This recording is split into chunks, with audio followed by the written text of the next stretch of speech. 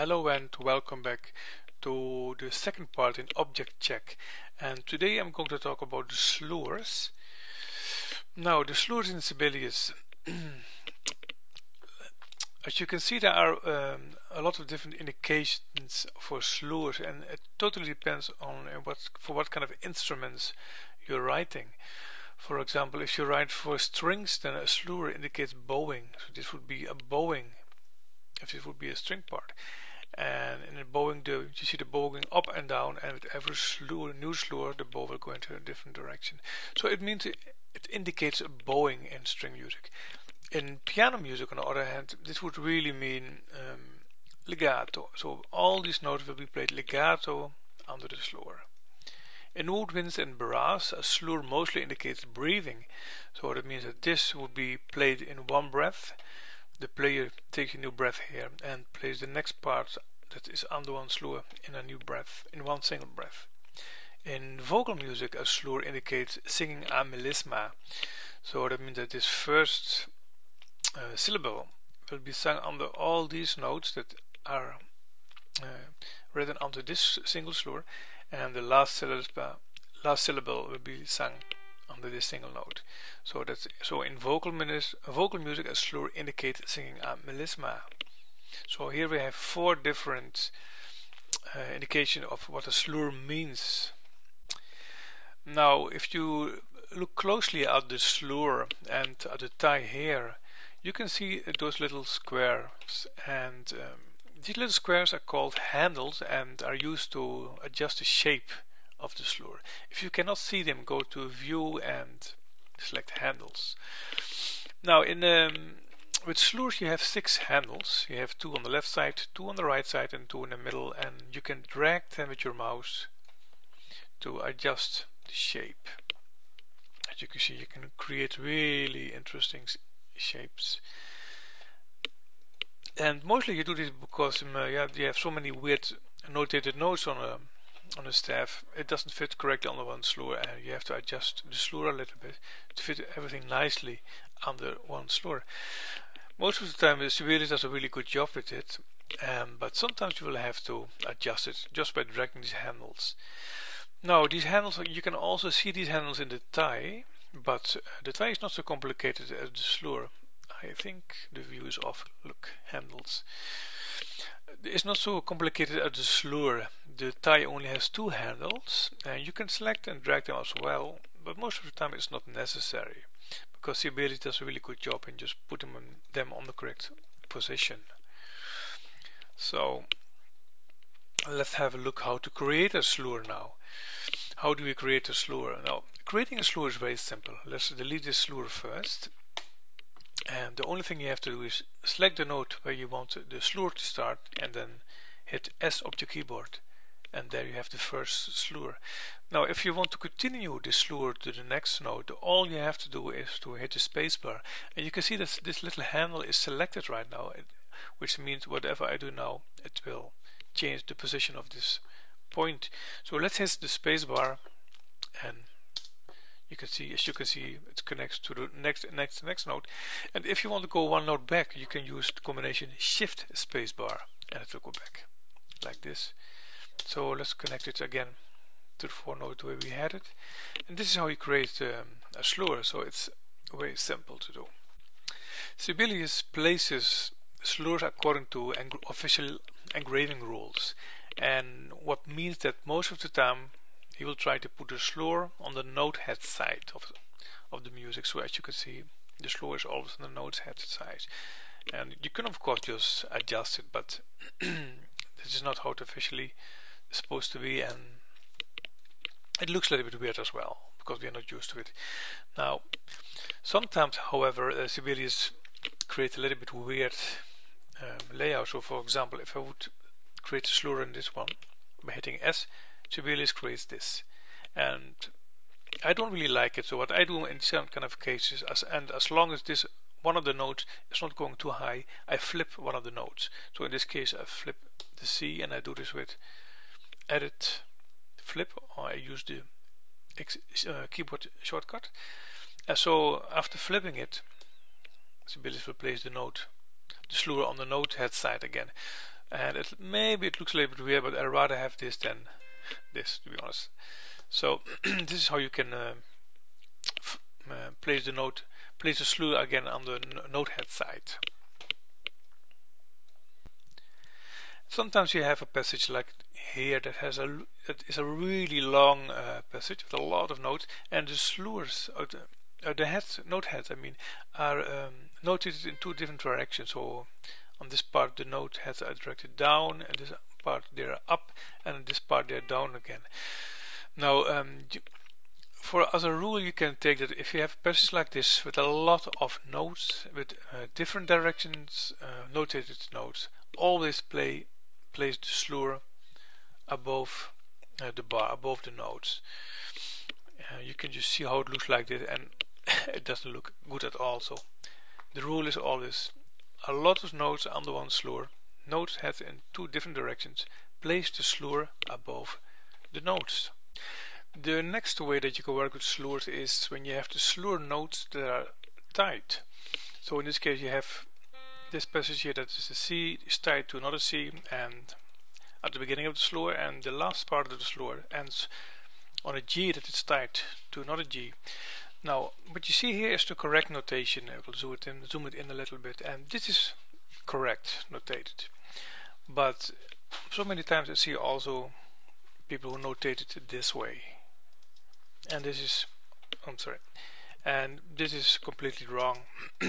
So you have a tied C here tied to another C, and the slur starts on the second note, on the second C, and it ends on the first one, while the tie is still continuing to a next G, to the next note.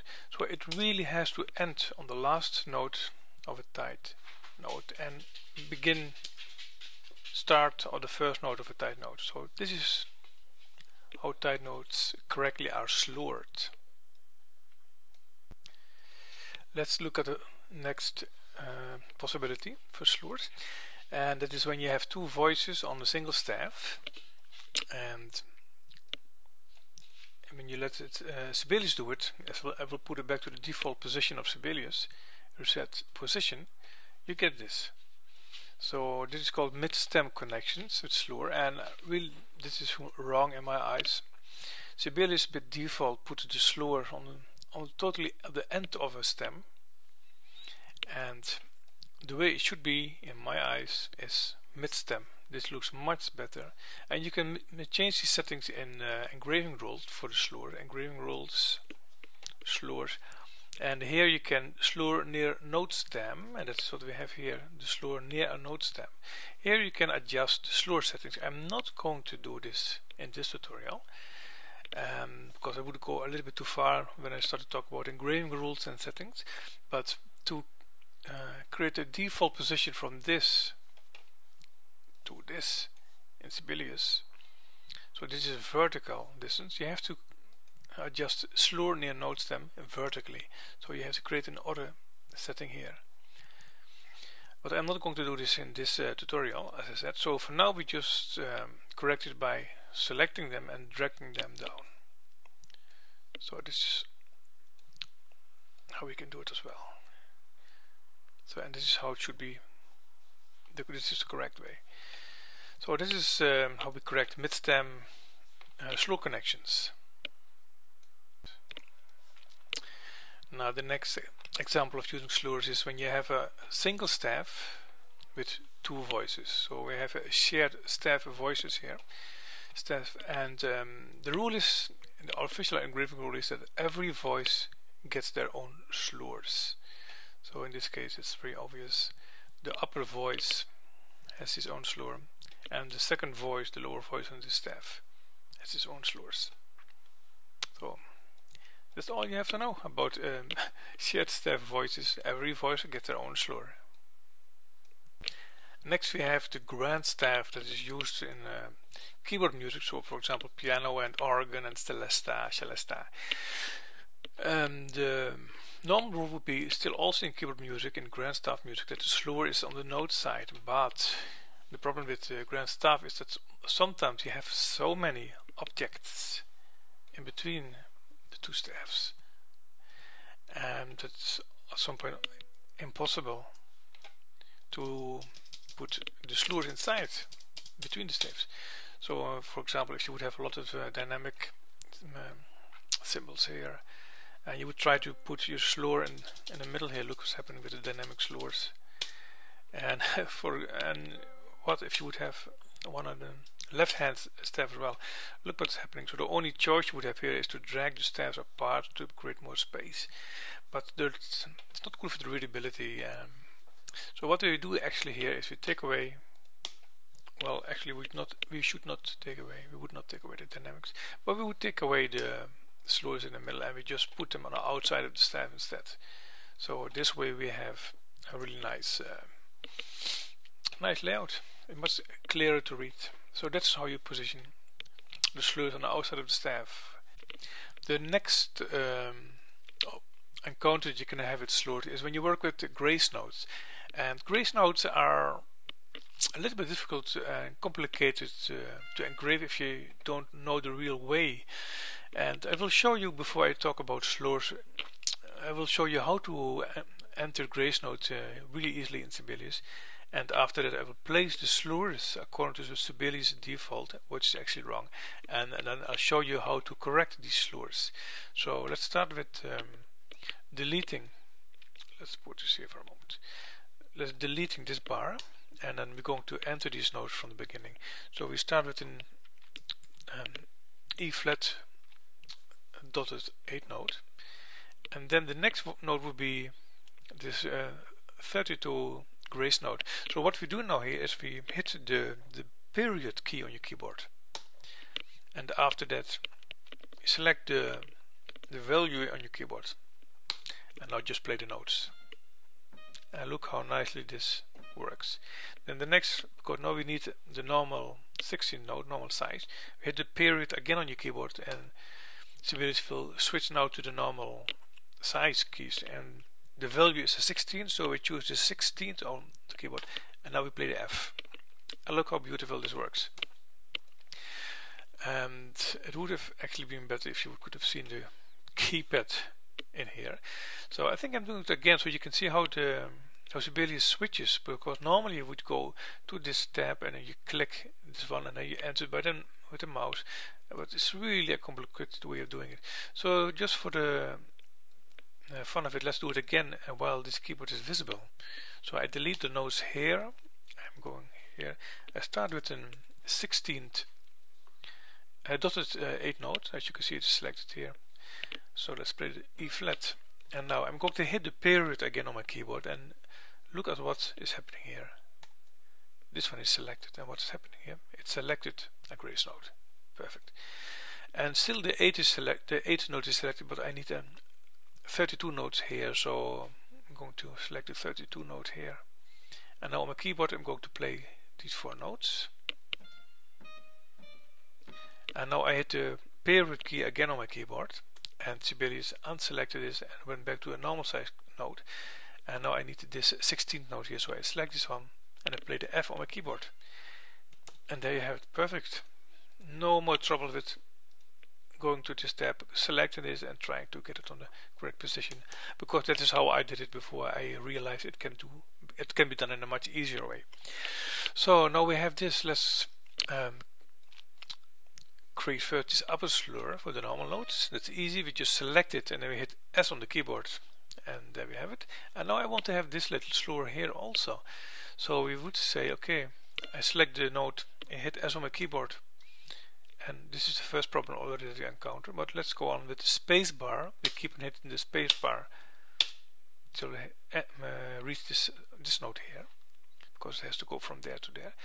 And another problem is that Sibelius places it up on the upper side of the note. So let's flip it first with edit, flip or X on your keyboard, and now it is under. And to get rid of this one is we have to turn off the magnetic layout for this slur. So while having it selected, go to layout and turn off magnetic layout. And that was not correct, so because I turned it off for everything. I should have done it here and then select, right click on it and then go magnetic layout and turn off. Now it's correct.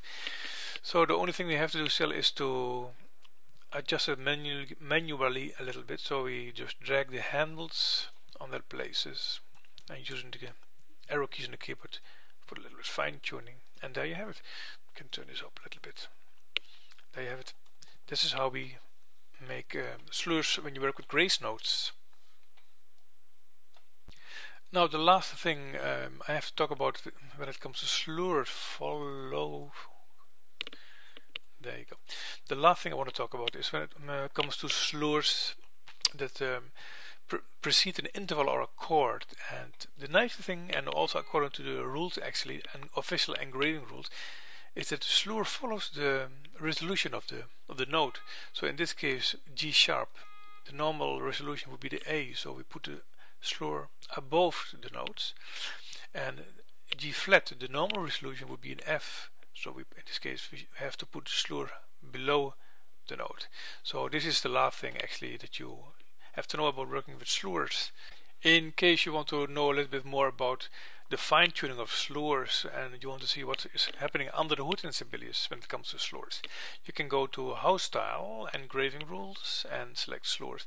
And there are a lot of things that you can fine-tune here, different distances and different shapes of the slur. You can also go to House Style again and then to Default Positions, Lines, and then to slurs. Where are my slurs? Here, slurs above and slur below. And you can also adjust here the distances from the slur to the note and to the staff and everything. So there's a lot of extra fine tuning that you can go into as well. So I hope you enjoyed this little slur tutorial, and see you in the next tutorial, the next part of this object check.